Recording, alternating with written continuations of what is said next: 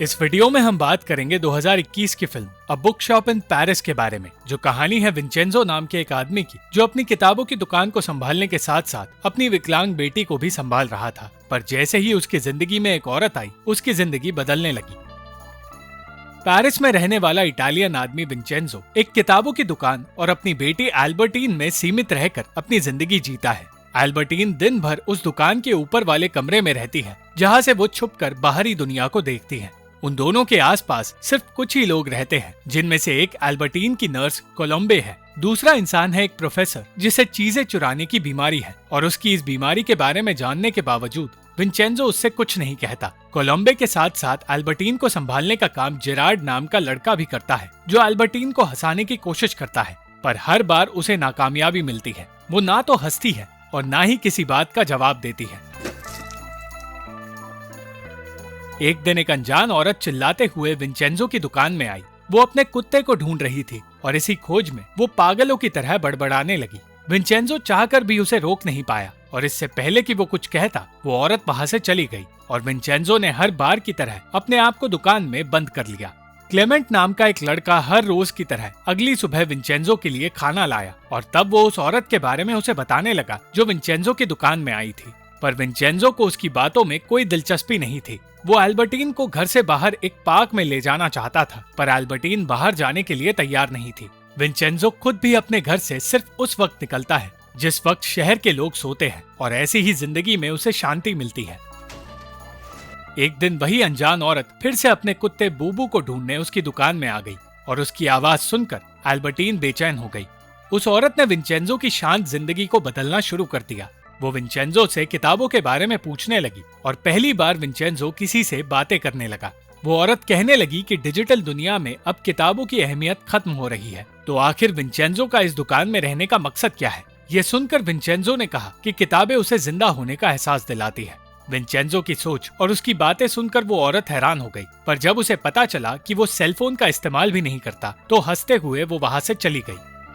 उसके वहां से जाते ही वो फिर से अपनी उदास जिंदगी में लौट गया और अपनी बेटी को खुश रखने की कोशिश करने लगा। इसी कोशिश में उसने एल्बर्टीन को एक किताब पढ़कर सुनाना शुरू किया, पर एल्बर्टीन ने अब भी कोई रिएक्शन नहीं दिया। देर रात विंचेंजो को योलांडे नाम की वही औरत नजर आई, और उसने बताया कि वो एक एक्ट्रेस है जो विंचेंजो की दुकान के सामने वाले थिएटर में काम करती है। योलांडे को अब भी उसका कुत्ता नहीं मिला था, और वो अपने डायरेक्टर हेक्टर से परेशान हो गई थी। उस डायरेक्टर ने सारे एक्टर्स से कहा था कि उन्हें शहर भर घूम के इमोशनल मटेरियल इकट्ठा करना है, और ऐसा करके वो अपना काम सुधार पाएंगे। पर हेक्टर कभी भी योलांडे की परवाह नहीं करता, और इसलिए वो परेशान है। कुछ देर बाद योलांडे को रिहर्सल के लिए जाना पड़ा, और उसकी बातें सुनकर एल्बर्टीन सोच में पड़ गई। अगले दिन मैथ्यू नाम के पादरी को फूल खरीदते देख विंचेंजो फूलों के बारे में सोचने लगा, और एल्बर्टीन से कहने लगा कि वो उसे फूलों के एक फेस्टिवल में ले जाना चाहता है। मगर एल्बर्टीन ये सुनकर डर गई, और विंचेंजो की कोशिश फिर से नाकामयाब रही। योलांडे अब हर रोज विंचेंजो के पास आने लगी, पर उसका आना एल्बर्टीन को पसंद नहीं आ रहा था। देखते ही देखते उन दोनों की दोस्ती गहरी होने लगी, और एक दिन योलांडे विंचेंजो से उसका हाथ पकड़ने के लिए कहने लगी। वो विंचेंजो को लेकर दुकान से बाहर निकल गई और अपने किरदार की तरह शहर के सामने एक्टिंग करने लगी।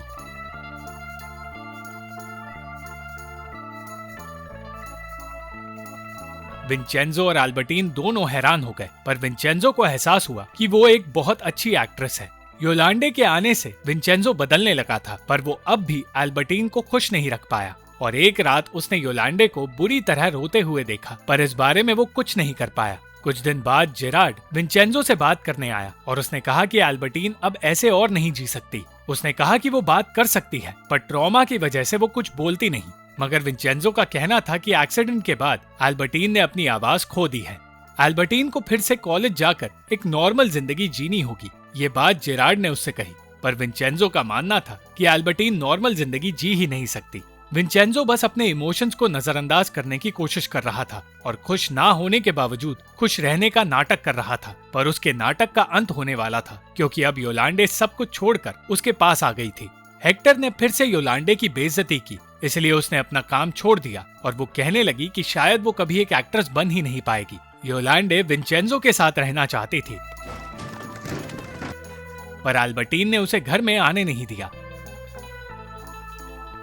विंचेंजो की परेशानियां बढ़ती जा रही थी, पर वो अब भी अपने इमोशंस को नजरअंदाज कर रहा था। एक दिन अचानक अलायन नाम का एक लड़का विंचेंजो से बदतमीजी करने लगा। उसका कहना था कि वो योलांडे का पति है और वो चाहता है कि विंचेंजो उससे दूर रहे। विंचेंजो की दुकान में तोड़ फोड़ करने के बाद वो उसे पीटने लगा और उसे धमकाकर वहां से चला गया, पर हमेशा की तरह अपने इमोशंस को दबाकर विंचेंजो ने कुछ नहीं कहा। दूसरी ओर अल्बर्टीन के दिमाग में सिर्फ अपने अतीत की एक बात घूम रही थी और उसके अलावा वो कुछ भी नहीं सोच रही थी।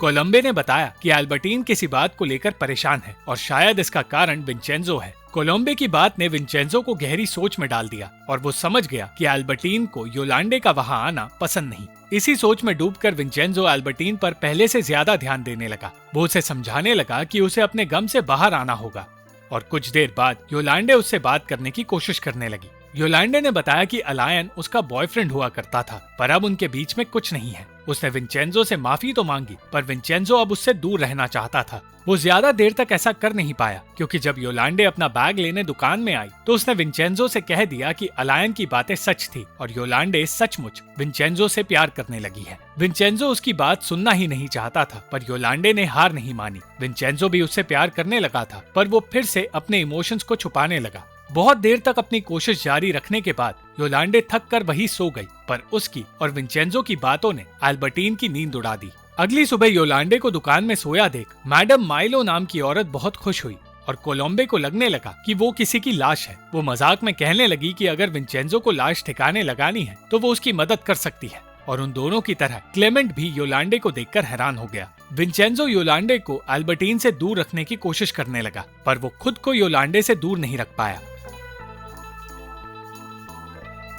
योलांडे को अब तक ये नहीं पता था कि ऊपर के कमरे में कौन है, और जब जबरदस्ती वो उस कमरे में गई और उसने अल्बर्टीन को वहां देखा तो वो हैरान हो गई। उसे अपनी गलती का एहसास हुआ, पर वो समझ गई कि अल्बर्टीन कभी अपने कमरे से बाहर क्यों नहीं निकलती। योलांडे विंचेंजो के अंदर के इमोशंस को बाहर लाना चाहती थी और इस बार वो ऐसा करने में कामयाब हुई।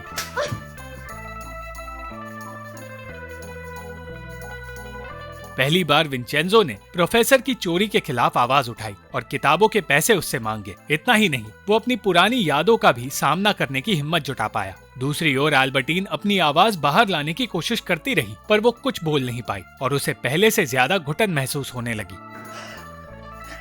अगले ही दिन विंचेंजो ने दुनिया का सामना करने का फैसला किया और योलांडे के साथ एक डेट पर गया। वो अब अपने गम से बाहर आना चाहता था और जीने का तरीका बदलना चाहता था, पर खुश रहने के बावजूद वो अल्बर्टीन की तकलीफों के बारे में सोचता रहा। योलांडे के पूछने पर उसने बताया कि वो सिर्फ अल्बर्टीन के लिए जी रहा है और सालों पहले विंचेंजो की पत्नी उसे छोड़कर किसी और के साथ रहने चली गई थी। उसने बताया कि 4 साल पहले अल्बर्टीन तैरने के लिए एक स्विमिंग पूल में कूदी, पर वो ये नहीं जानती थी कि पूल में पानी नहीं सिर्फ पत्ते थे। इस तरह उसने अपने पैर खो दिए और तब से उसने अपनी आवाज भी खो दी। अल्बर्टीन के बारे में सोचकर विंचेंजो ने फिर से इस रिश्ते को खत्म करने की बात की और ये बात योलांडे को अच्छी नहीं लगी। चाहकर भी विंचेंजो अपनी इस सीमित जिंदगी से बाहर निकल नहीं सकता था। दुकान में लौटने पर उसे क्लेमेंट नजर आया, जिसने उसके जाने पर दुकान खुद संभाली थी। क्लेमेंट चाहता था कि विंचेंजो उस दुकान का हुलिया बदले और उसकी बातें सुनते हुए अचानक विंचेंजो रोने लगा। वो अपनी जिंदगी से थकने लगा था और अल्बर्टीन भी अपने एक्सीडेंट के बारे में सोचकर उस अतीत से बाहर आना चाहती थी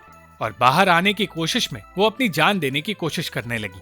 उसे इस तरह देखकर विंचेंजो हार मानने लगा। अगले दिन अल्बर्टीन से मिलने के बाद जेरार्ड विंचेंजो के पास गया और तब विंचेंजो ने कहा कि वो जेरार्ड की बात से सहमत है। अल्बर्टीन को घर से निकलने की जरूरत है। जेरार्ड ने कहा कि अल्बर्टीन के साथ साथ विंचेंजो को भी घर से निकलकर एक बेहतर जिंदगी जीने की जरूरत है। उसने बताया कि अल्बर्टीन जानती है विंचेंजो को प्यार हो गया है और प्यार करने में कोई बुराई नहीं। कुछ देर बाद योलांडे वहां आई और बिना किसी से कुछ कहे अल्बर्टीन के पास चली गई। वो अल्बर्टीन को एक तोहफा देना चाहती थी और तोहफा देकर वो उसे हंसाने की कोशिश करने लगी। एक तरफ योलांडे उससे बातें कर रही थी तो दूसरी तरफ विंचेंजो शहर के लोगों में घुलने मिलने लगा था। वो अब योलांडे के साथ रहने के सपने देखने लगा, पर वो ये नहीं जानता था कि योलांडे इस वक्त अल्बर्टीन के साथ है और उसकी बातें अल्बर्टीन को बदलने वाली है। योलांडे के प्ले का वक्त हो गया था और अल्बर्टीन के साथ विंचेंजो उसके लौटने का इंतजार करने लगा। जैसे ही प्ले खत्म होने के बाद योलांडे थिएटर से बाहर निकली, विंचेंजो उसके पास गया। वो अपने प्यार का इजहार करना चाहता था, पर इससे पहले कि वो कुछ कह पाता, योलांडे ने कहा कि वो हमेशा से हेक्टर नाम के अपने डायरेक्टर से प्यार करती थी, पर वो आज तक ये बात समझ नहीं पाई। वो कहने लगी कि हेक्टर उससे शादी करना चाहता है और वो शादी की बात से बहुत खुश है। ये सब कुछ सुनकर विंचेंजो का दिल टूट गया, पर वो कुछ कह नहीं पाया और उस रात उसकी सारी उम्मीदें खत्म हो गई और हालात तब बदतर हो गए जब उसके सर पर चोट लगी। वो ये नहीं जानता था कि हेक्टर के बारे में जो कुछ योलांडे ने कहा वो सब झूठ था, और ये झूठ उसने सिर्फ इसलिए कहा क्योंकि वो अल्बर्टीन और विंचेंजो के रिश्ते के बीच में नहीं आना चाहती थी और वो सिर्फ विंचेंजो को बदलना चाहती थी। योलांडे हमेशा के लिए विंचेंजो की जिंदगी से चली गई, पर जाते जाते उसने अल्बर्टीन को भी बदल दिया। सालों बाद अल्बर्टीन अपने कमरे से बाहर आई और घर से बाहर निकलकर उसने लोगों से बात करने का फैसला किया और अपनी बेटी को बात करते देख विंचेंजो को वो मिल गया जिसका वो सालों से इंतजार कर रहा था। Thank you for watching this video. अगर आपको ये वीडियो पसंद आई तो इस वीडियो को लाइक, शेयर और इस वीडियो पर कमेंट जरूर करें और इस चैनल को सब्सक्राइब करना मत भूलना।